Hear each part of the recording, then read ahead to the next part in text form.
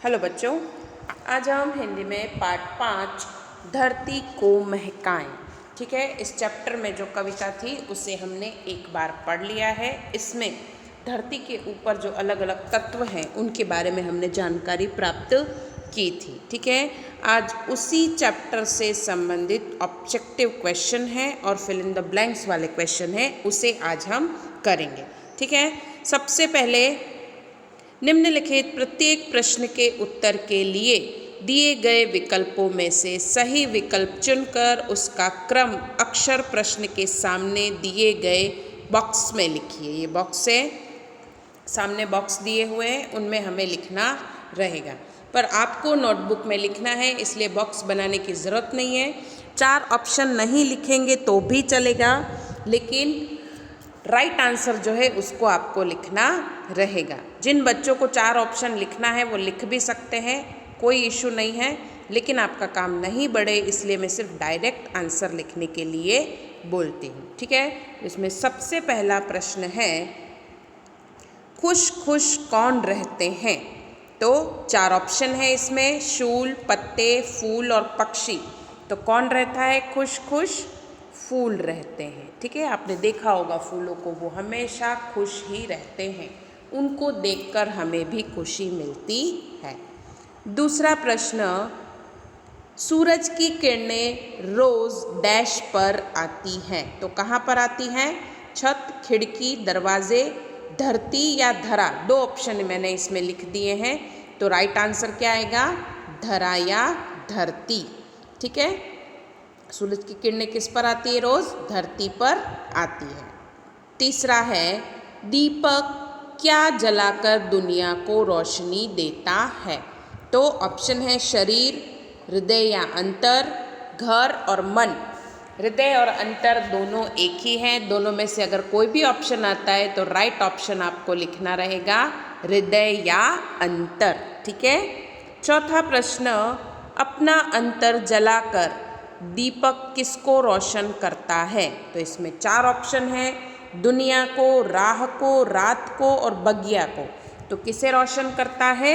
दुनिया को रोशन करता है या जग को रोशन करता है, इस तरह से भी लिख सकते हैं।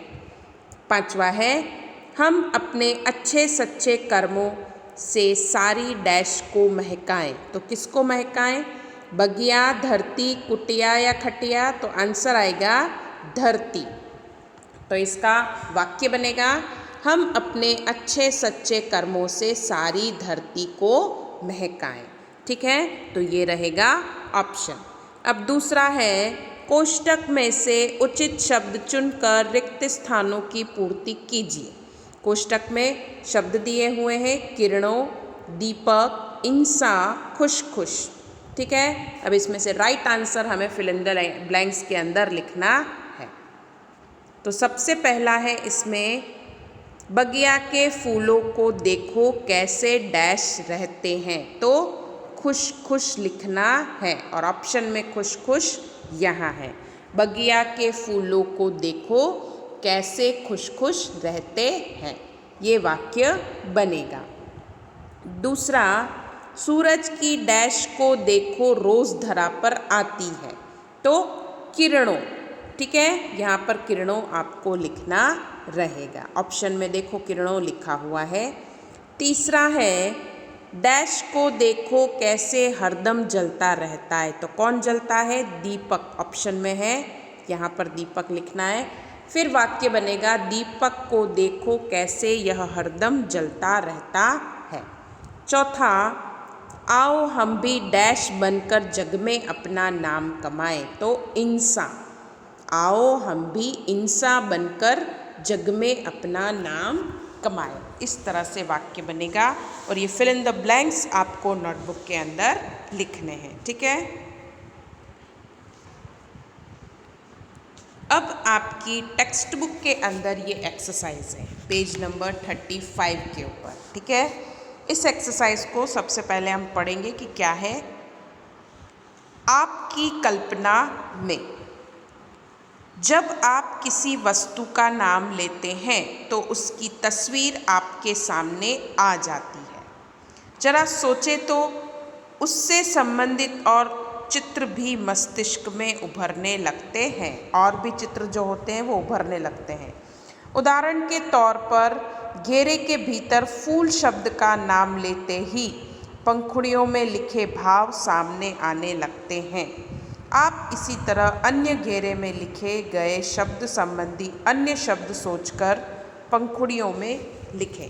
अब आपको कई बार कोई नाम दे दिया जाता है कि जैसे धरती का नाम दे दिया, ठीक है, इसमें लिखा हुआ भी है धरती, इसमें फूल का एग्जाम्पल दिया हुआ है, तो फूल का नाम लेते ही हमारे दिमाग में क्या क्या दौड़ने लगता है, पंखुड़ियाँ, उसका रंग, फिर उसको देखकर जो खुशी होती है वो, और उसकी जो पत्तियाँ होती हैं वो कितनी कोमल होती हैं, वो सब बातें हमारे दिमाग में घूमने लगती हैं। तो सबसे पहला जो इसमें एग्जाम्पल दिया हुआ है फूल का, ठीक है, तो फूलों में क्या होती है, सुगंध होती है, ये चीज़ हमारे माइंड में आती है। फिर ताजगी, फूल हमेशा ताज़ा होते हैं तभी हमें अच्छे लगते हैं, उनको देखकर जो ताजगी हमें अनुभव होती है वो भी अच्छी होती है। फिर कोमलता, अब आपने देखा होगा फूल कभी भी कड़क नहीं होते हैं, उनकी जो पत्तियां होती है वो कैसी होती है, कोमल होती है एकदम। कांटेदार झाड़ियों में उगते ज़रूर हैं लेकिन जो उनकी पंखुड़ियां होती है वो हमेशा कोमल होती है। उसके बाद खुशी, फूलों को देखकर हमें बहुत ही खुशी होती है। कई बार हम ऐसी चीज़ें देख लेते हैं कि हमें बहुत गुस्सा आता है, लेकिन फूलों को देखकर कभी भी हमें गुस्सा नहीं आता है, उनको देखकर हमें खुशी का ही अनुभव होता है, ठीक है। अगला है चांद। अब चांद को देखकर आपके दिमाग में बहुत सारी चीज़ें आएगी कि वो रात में होता है, फिर उसको चांदनी फैलाता है, उससे शीतलता मिलती है, सफ़ेद रंग का रहता है, ठीक है। तो सबसे पहले चांदनी, तो चांद से क्या होती है, चांदनी फैलती है, उसकी रोशनी को चांदनी कहा जाता है, ठीक है। और उसकी जो किरणें होती हैं वो बहुत ही दूर दूर तक जाती हैं। और चांद को देखकर हमें आनंद आता है, क्या आता है, आनंद। आप सूरज को देखेंगे तो आपको थोड़ा सा गुस्सा आएगा क्योंकि वो तप जाते हैं उसके सामने हम, ठीक है, पर चांद को देखकर हमें खुशी ही मिलती है।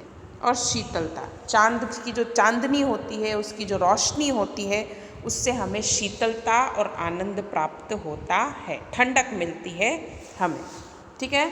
नेक्स्ट है धरती।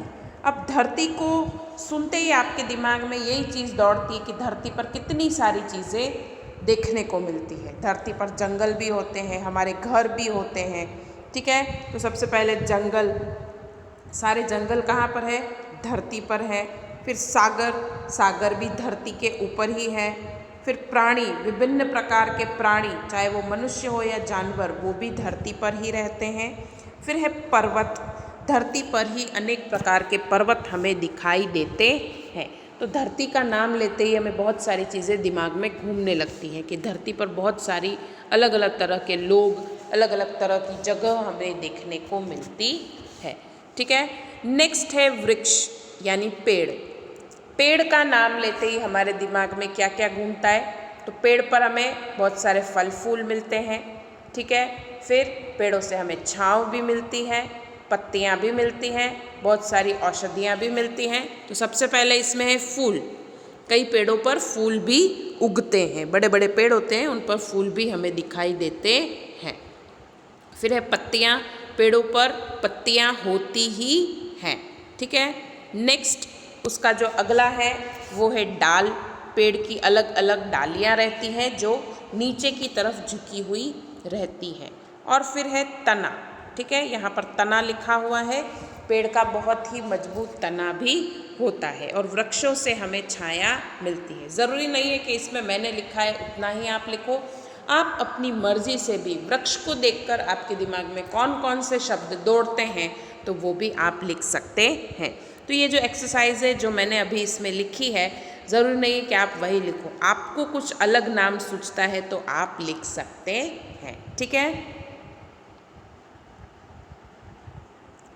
अब आपकी टेक्स्ट बुक के अंदर प्रश्न 3, स्वाध्याय के अंदर जो प्रश्न 3 है, पेज नंबर 36, पेज नंबर 36 के ऊपर, उसे हम कंप्लीट करेंगे। बहुत ही इजी है ये। इसकी जो हेडिंग है वो मैं पढ़ रही हूँ, समान प्रास वाले शब्द पढ़िए और बोलिए। बोलने में एक जैसे जो लगते हैं उन्हें समान प्रास वाले शब्द कहते हैं।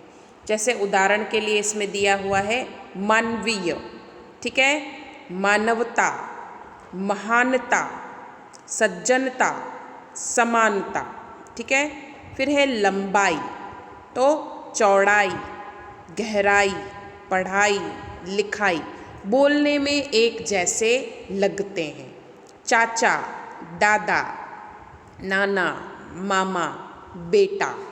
आ लास्ट में कई बार ई का साउंड आता है, तो वो क्या कहलाते हैं? समान प्रास वाले शब्द कहलाते हैं। जैसे मानवता, महानता, ठीक है, लंबाई, चौड़ाई, गहराई, पढ़ाई, लिखाई, बढ़ाई, ये सभी क्या है? समान प्रास वाले शब्द कहलाते हैं।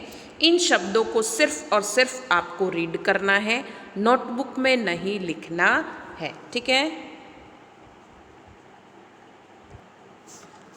अब आपके होमवर्क के अंदर आपको ये जो ऑप्शन वाले क्वेश्चंस हैं उनको नोटबुक में लिखना रहेगा।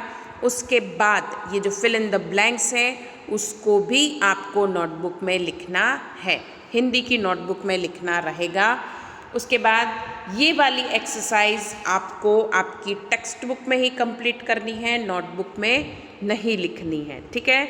इसमें आप अपनी मर्ज़ी से भी कुछ शब्द लिख सकते हैं और ये वाली एक्सरसाइज सिर्फ और सिर्फ आपको रीड करनी है, नोटबुक में नहीं लिखनी है। समान प्रास वाले शब्द यानी बोलने में एक जैसे जो लगते हैं उनको समान प्रास वाले शब्द कहते हैं। तो ये वाली एक्सरसाइज सिर्फ और सिर्फ आपको रीड करनी है। तो इतना होमवर्क आपका नोटबुक के अंदर लिखना रहेगा। आई होप आप लोगों को मेरी बात समझ में आई होगी। धन्यवाद।